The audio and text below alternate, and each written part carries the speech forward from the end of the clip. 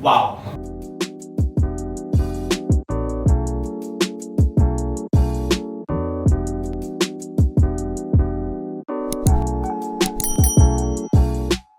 Hi, it's Ryan here, and we finally got our hands on the most anticipated tech of 2020, the PlayStation 5. So here we have both the digital edition and non-digital edition, so let's take a closer look at them both.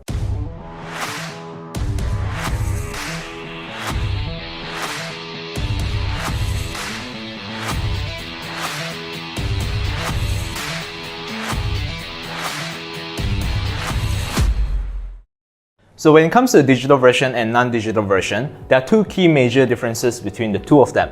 First is obviously going to be the price, and next is going to be the existence of a 4K ultra high definition Blu-ray disc drive, which the non-digital version has. The digital version is going to be a slightly cheaper option because it does not come with this particular disc drive, and it's also going to be slightly smaller compared to the non-digital edition. Now, one important thing to note is that the PlayStation 5 is backwards compatible with the PlayStation 4, and Sony expects over 99% of its PlayStation 4 games to be compatible on the PS5. So if you own a PS4 in the past, it might be a smarter option to go with the non-digital edition, since you are able to play all of your physical games on this particular PS5. However, if you are new to the world of console, and let's say you are coming from a PS3 or an even older version, it might be a smarter choice to go with the PS5 digital version because you can save a few extra dollars there.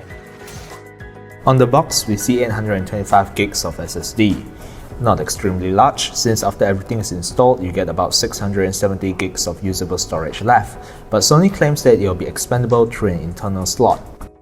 The upper right corner shows some of its new features, up to 8K image output, support for 4K 120Hz display mode, and support for high dynamic range. Inside, we have a cardboard box which contains a power cable, some paperwork, and a user guide.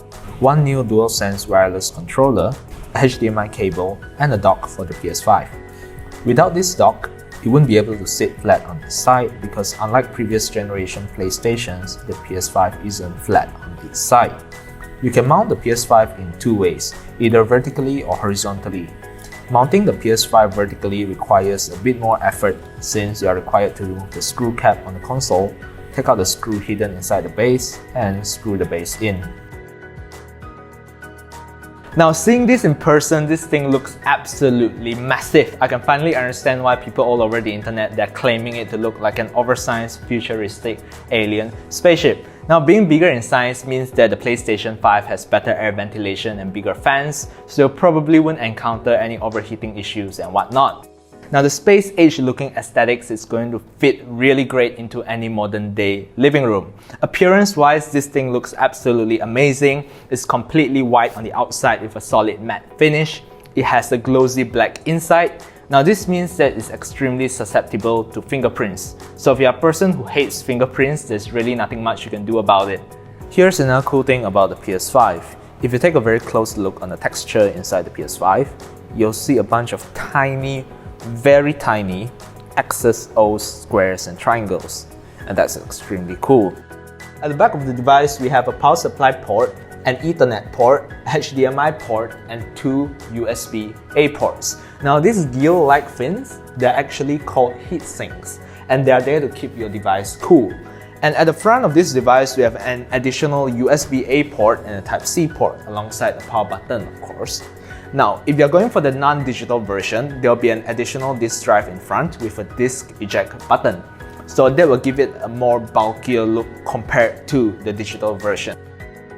When it comes to specs, the PS5 is technically an impressive piece of hardware.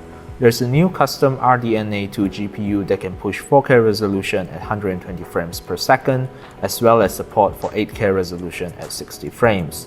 It is also equipped with an 8-core AMD Zen 2 based CPU with a 3.5 GHz clock speed.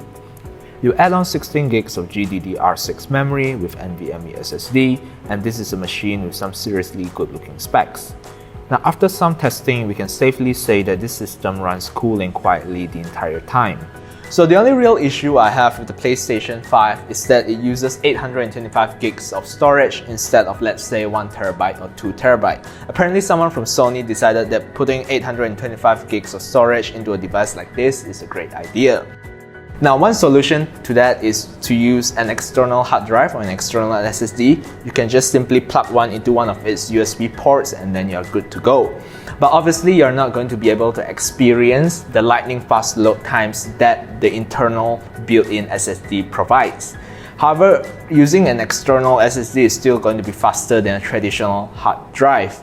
Now, obviously, faster SSDs or faster storage is going to lead to faster load times and better user interface smoothness. Now, the first time we booted up this thing, the user interface was extremely smooth, obviously thanks to its lightning fast SSD. Now, Sony has also decided to bring in ray tracing into the PS5. For those of you who do not understand what ray tracing is, it's basically a simulation of realistic light and reflection in computer graphics that provide users with a much more realistic experience during gameplay. But that is something that we'll talk more about in our next gameplay video. So yeah, there you have it. So that's all we have for the PlayStation 5 console and all of its accessories. So over the next few weeks, we are going to be firing this bad boy up and playing tons of games on it. We are going to be providing you guys with tons of new gameplay content in the next video. And we are also going to be doing a review on the PlayStation 5's DualSense wireless controller. So make sure to stay subscribed and drop a like on this video if you find this review helpful. And we'll see you guys again next time.